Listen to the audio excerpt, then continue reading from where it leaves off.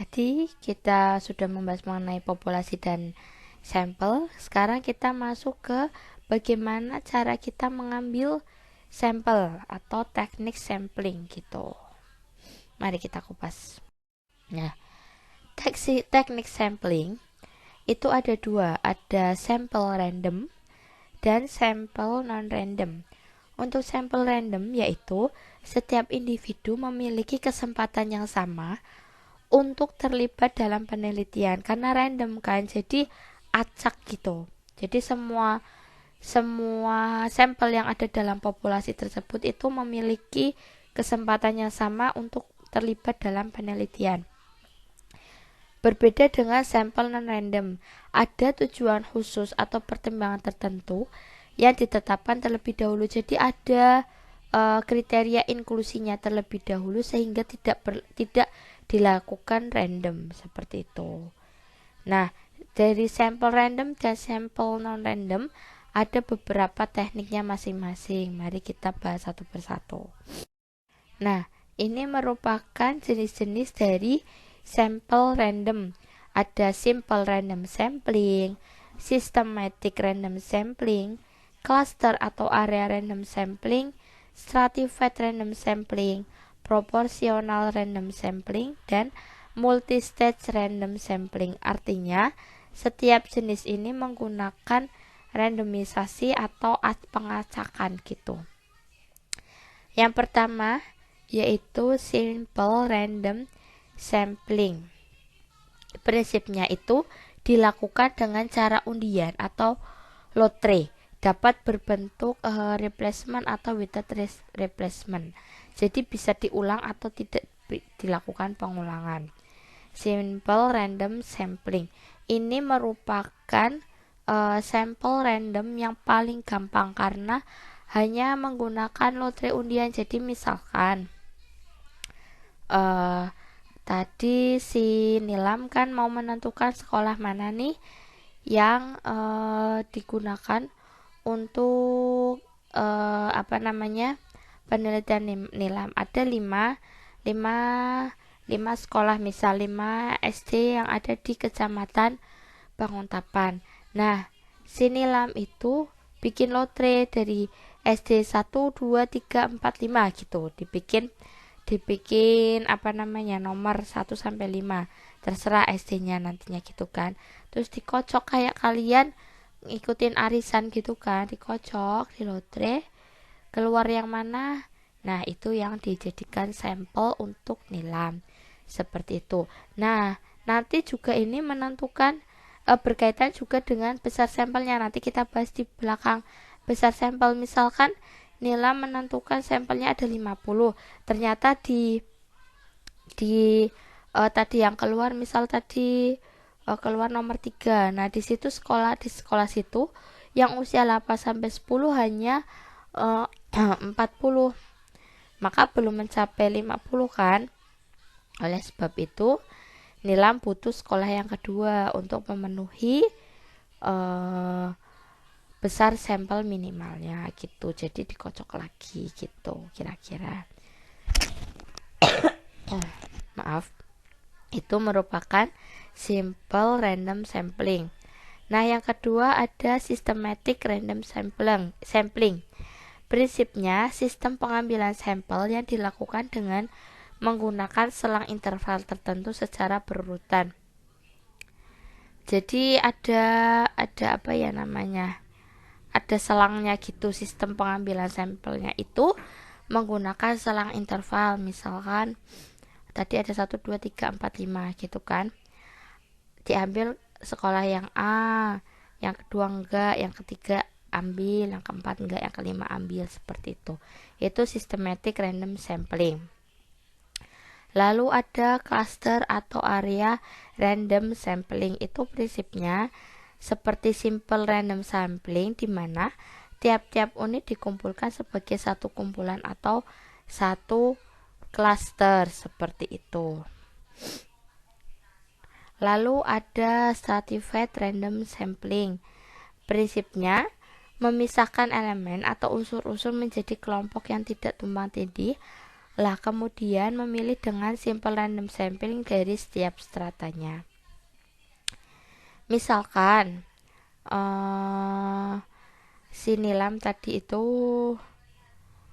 kan tadi di kecamatan Banguntapan. Nah di SD-nya itu ada SD apa namanya SD yang swasta dan SD negeri.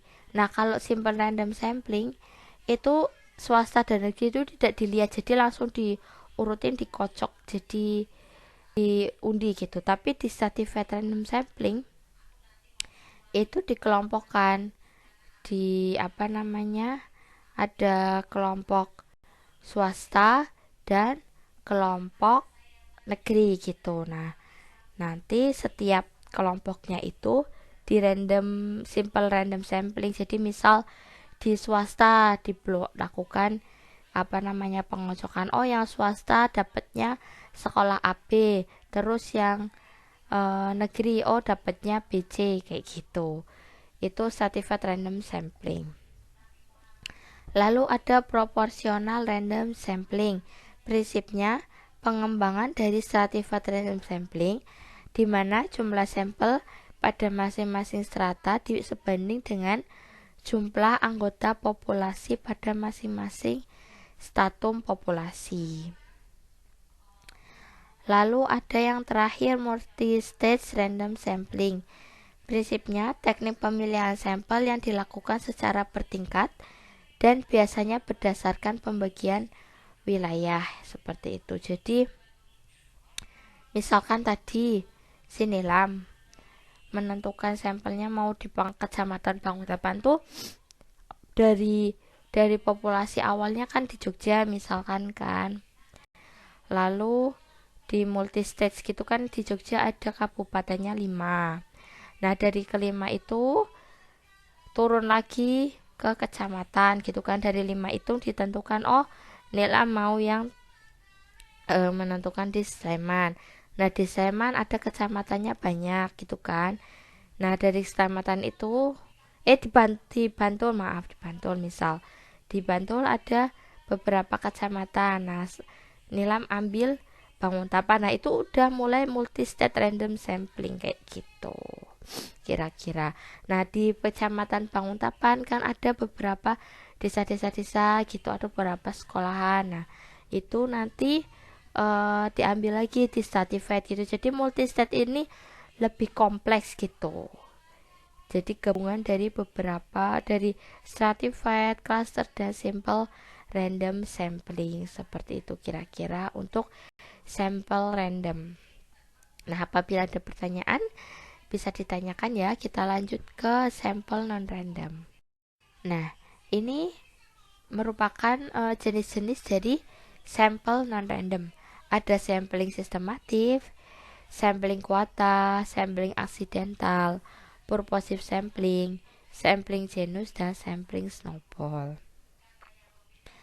Sampling sistematis itu prinsipnya pengambilan sampel berdasarkan urutan dari anggota populasi yang telah diberi nomor urut. Jadi urutan gitu loh. Kalau sudah sampai 100 ya udah berarti itulah sampel yang akan diambil. Lalu sampling kuota, teknik untuk menentukan sampel yang berasal dari populasi yang memiliki ciri tertentu sampai jumlah kuotanya yang diinginkan. Jadi tadi kan populasinya sudah ditentukan nih, yang ciri-cirinya sesuai kriteria inklusi. Lalu setelah itu diambillah sampel sampai kuotanya terpenuhi. Ya sebenarnya hampir sama dengan sampel sistematif, hanya saja kalau sampel sistematis itu dikasih nomor urut gitu kan. Tapi kalau sampling kuota itu ya dicari yang benar-benar sesuai dengan ciri-ciri yang tertentu sampai jumlah kuotanya itu diinginkan. Lalu ada sampling aksidental. Prinsipnya berdasarkan kebetulan, yaitu siapa saja yang secara kebetulan bertemu dengan peneliti dapat dipakai sebagai sampel jika dipandang orang yang kebetulan ditemui itu cocok untuk dijadikan sebagai sumber data. Jadi benar-benar apa ya, kayak misal Nilam ketemu orang A, ini cocok nih, udah langsung aja kayak gitu. Lalu ada purposive sampling. Prinsipnya menggunakan pertimbangan tertentu atau seleksi khusus. Jadi ada seleksinya. Lalu ada sampling jenuh.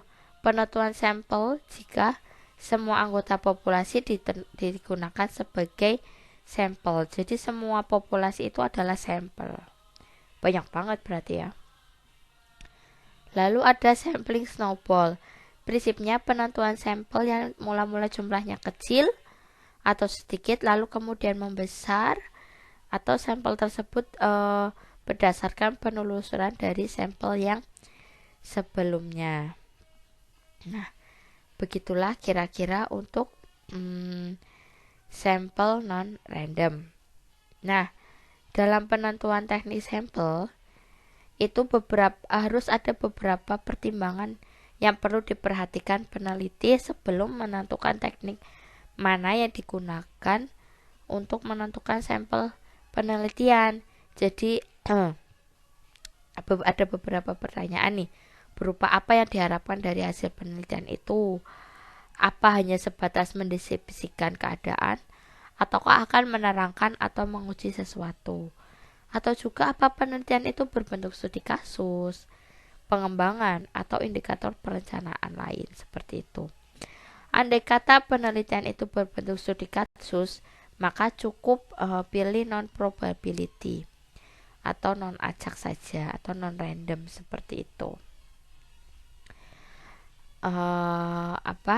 Kenapa? Karena hasil yang didapat hanya mengungkapkan kasus secara mendalam, bukan untuk menggeneralisasi.